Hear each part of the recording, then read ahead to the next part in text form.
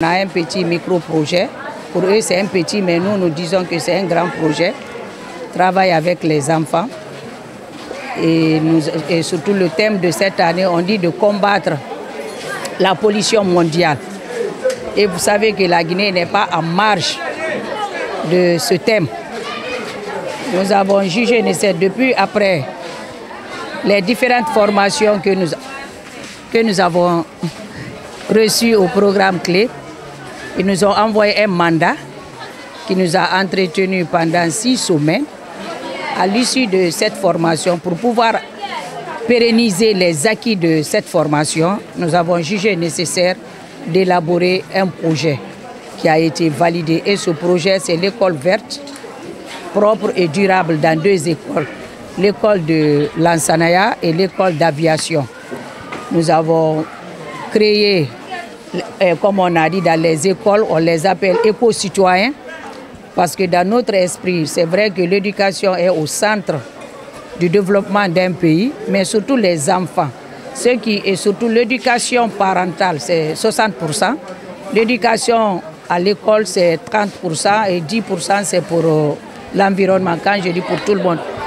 Quand eux, ils vont apprendre ceci à l'école, qui est 30%, mais les 60% dans les familles, ils vont nous aider pour que cette expérience qu'ils ont appris à l'école puisse être pérennisée dans les familles.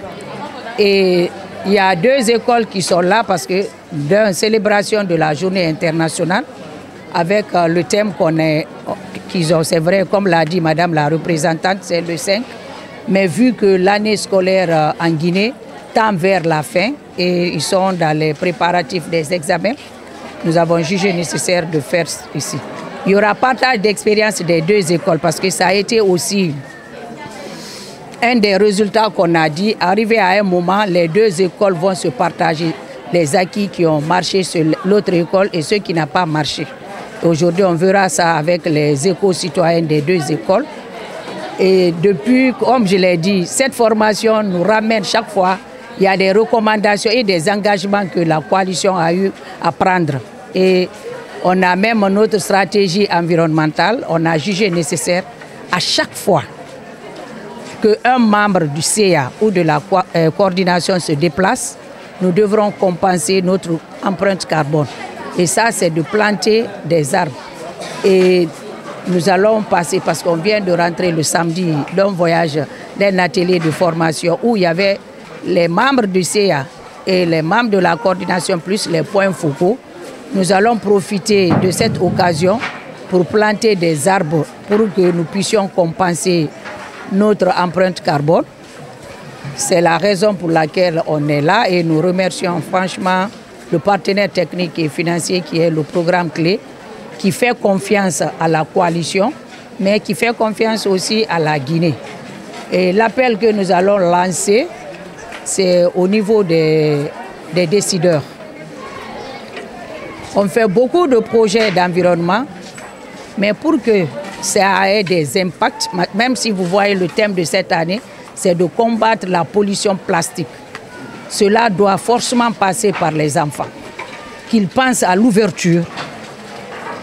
S'ils ne nous accompagnent pas, mais qu'ils puissent intégrer ça dans leur programme pour que chaque école commence à expérimenter l'environnement. Ce n'est pas directement théorie, mais lier la théorie à la pratique.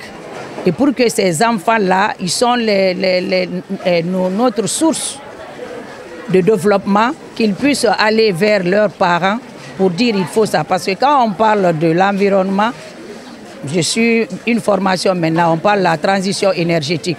Ce sont ces enfants-là qui peuvent ramener leurs parents à dire utilisons comme ça. Si les parents ne le font pas, eux-mêmes, ils vont le faire. Et un parent, quand son enfant fait quelque chose, il est tenu obligé de l'accompagner.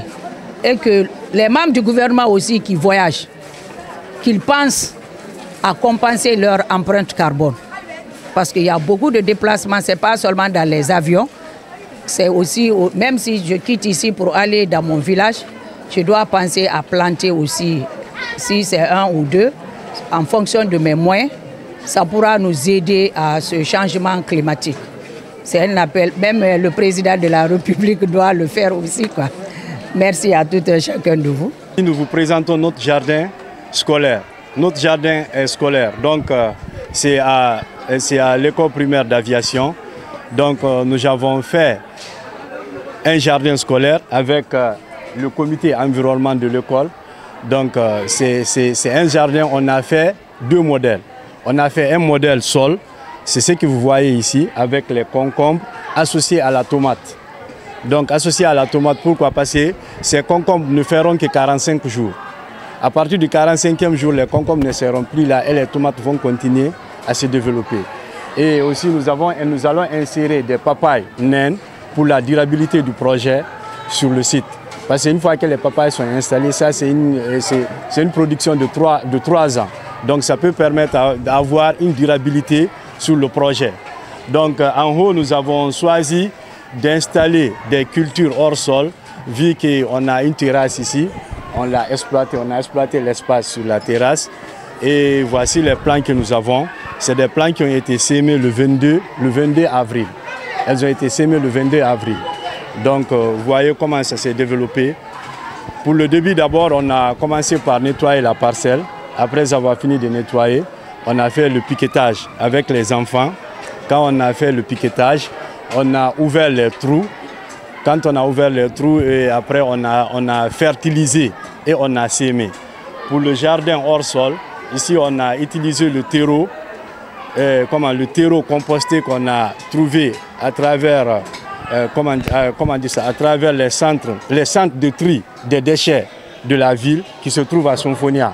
Donc c'est eux qui nous ont vendu le terreau. Donc ce terreau a été rempli dans les sachets. Et sur les sachets, on a sémé les tomates. On a fait un semis direct sur les tomates.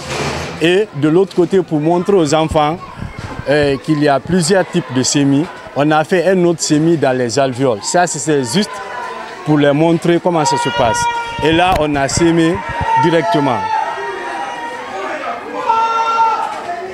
Et là, on a sémé directement.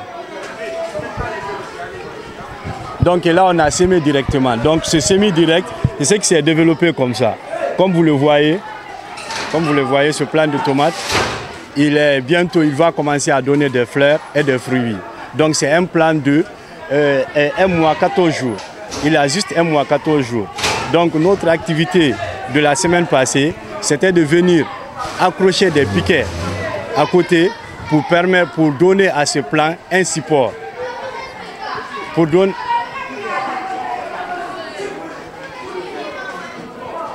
à ces plants un support. Un support parce que vous savez, comme c'est la tomate, une fois que la tomate va se développer, une fois que la tomate va grandir, elle va commencer à donner des fruits. Du fait que c'est hors sol, si la tomate n'a pas un tuteur ici, elle va s'incliner et les tomates vont tomber. Donc nous avons jugé nécessaire avec les enfants d'attacher, de faire des piquets et d'attacher les tomates afin que quand ils se développent, quand ils donnent des fruits, pour ne pas qu'ils s'inclinent et ils tombent. Donc nous avons eu la chance de travailler avec des enfants très courageux et très motivés. Pendant tout le processus, ils étaient là présents et vraiment je peux dire qu'ils ont eu l'engouement du métier de l'agriculture. Parce que c'est eux-mêmes maintenant qui nous disent que monsieur, il faut venir enseigner ça à certains de nos amis à l'école.